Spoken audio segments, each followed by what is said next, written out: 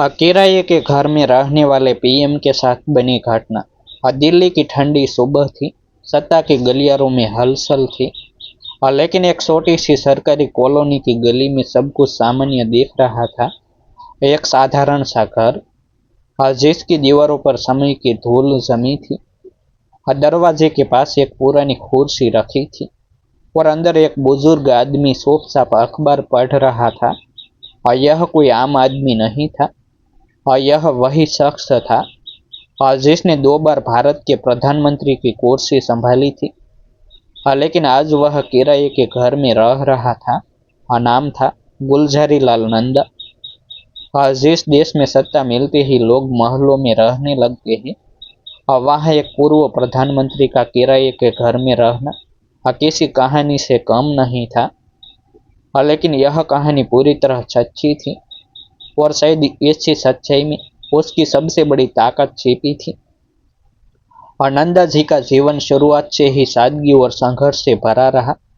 उनका जन्म 1898 में हुआ था और बचपन से ही उन्होंने गरीबी और मेहनत को करीब से देखा था। पढ़ाई में तेज थे, लेकिन मन हमेशा देश और समाज के लिए कुछ करने में लगता था।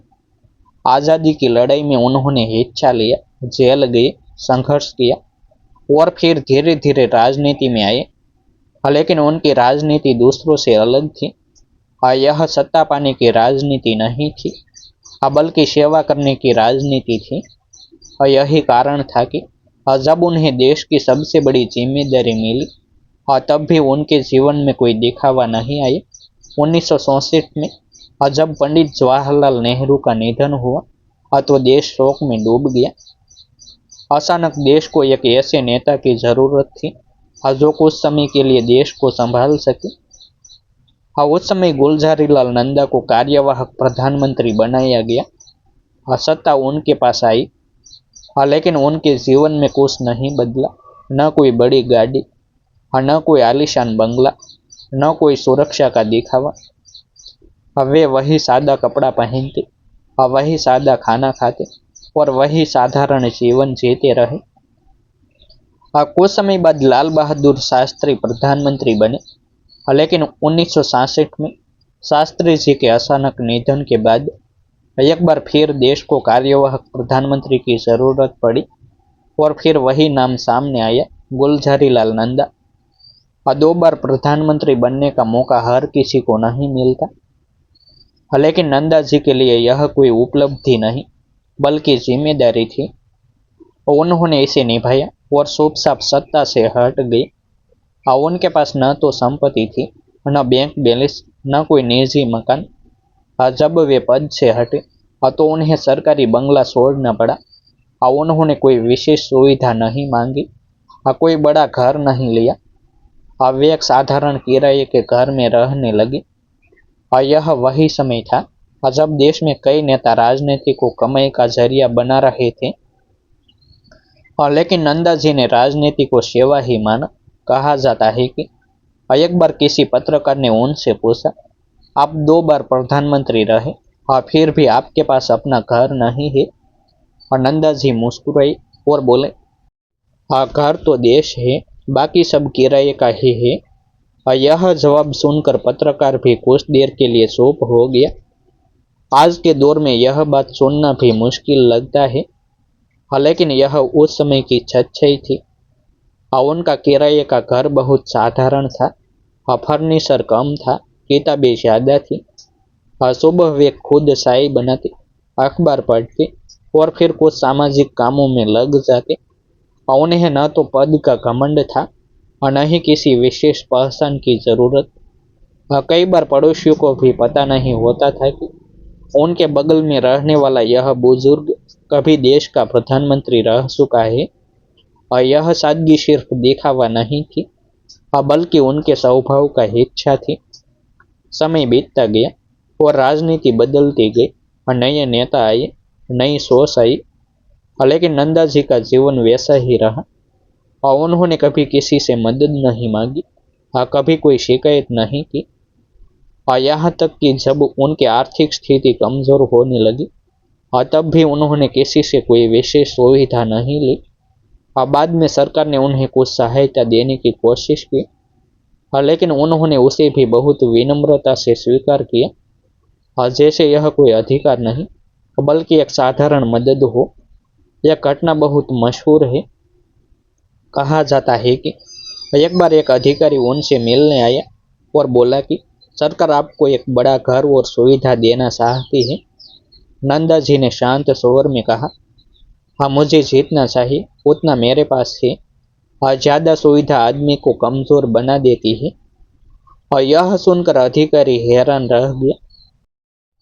आज के समय में जहां लोग छोटी सी कुर्सी के लिए भी बड़े बड़े समझौते कर लेते हैं, वहां एक व्यक्ति था जिसने प्रधानमंत्री बनने के बाद भी साधारण जीवन सुना। उनकी कहानी सिर्फ एक व्यक्ति की नहीं बल्कि उस दौर की भी कहानी है, और जब राजनीति में ईमानदारी और सादगी का महत्व था। और नंदा जी ने कभी अपनी पहचान का फायदा नहीं उठाया। वे बस एक आम नागरिक की तरह जीते रहे। कई बार उन्हें बस में सफर करते देखा गया। कई बार लाइन में खड़े होकर राशन लेते देखा गया। और लोगों को यकीन ही नहीं होता था कि यह वही व्यक्ति है जिसने देश की सबसे बड़ी कुर्सी संभाली थी। धीरे धीरे समय ने उन्हें गुमनामी में धकेल दिया और नई पीढ़ी उन्हें भूलने लगी। मीडिया में उनका नाम कम आने लगा, लेकिन जो लोग उन्हें जानते थे वे आज भी उनकी ईमानदारी की मिसाल देते हैं। और उनका जीवन एक सवाल बनकर सामने खड़ा था। क्या सच में राजनीति सेवा के लिए हो सकती है?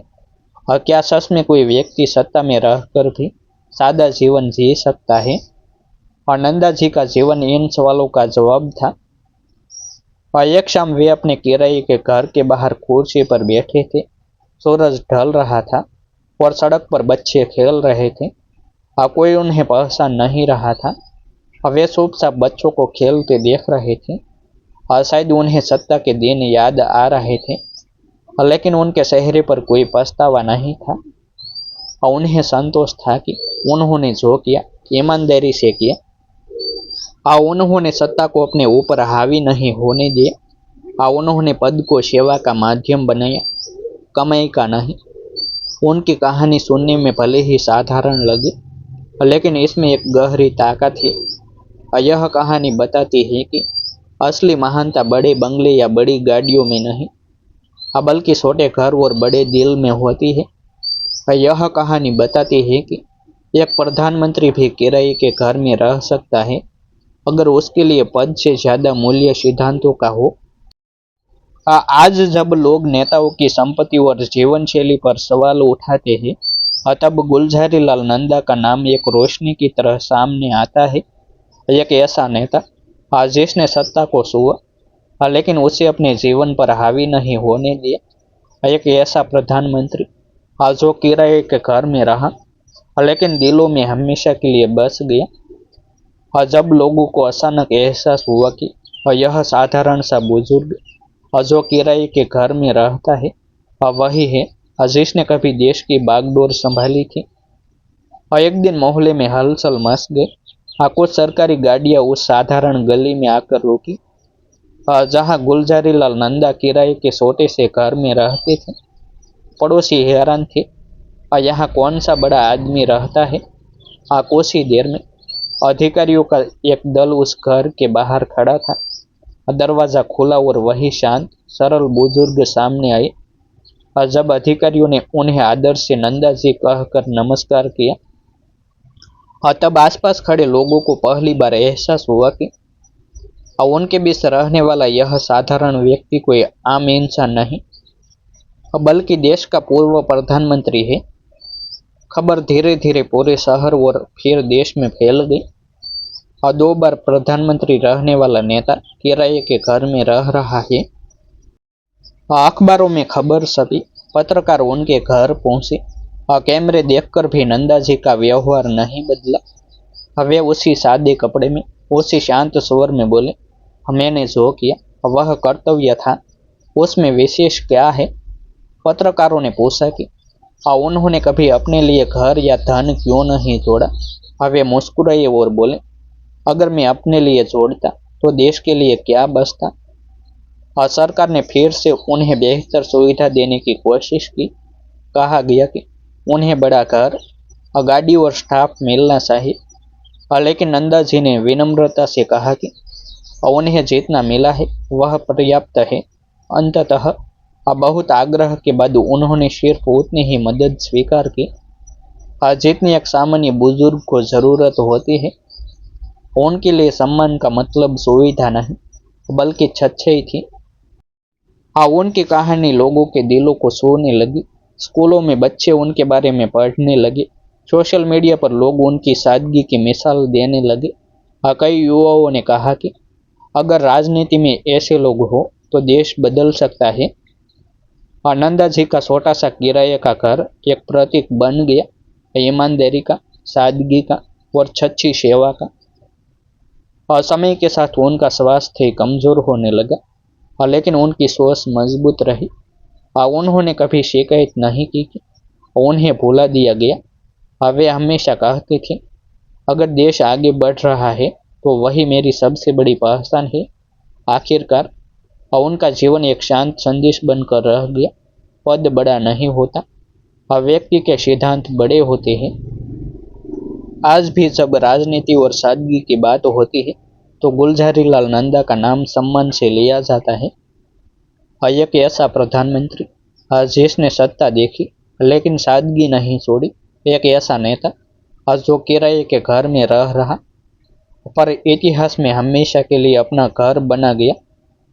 डिस्क्लेमर: यह कहानी ऐतिहासिक तथ्यों और उपलब्ध जानकारियों से प्रेरित एक भावनात्मक प्रस्तुति है जिसे दर्शकों को प्रेरित करने और जागरूक करने के उद्देश्य से बनाया गया है।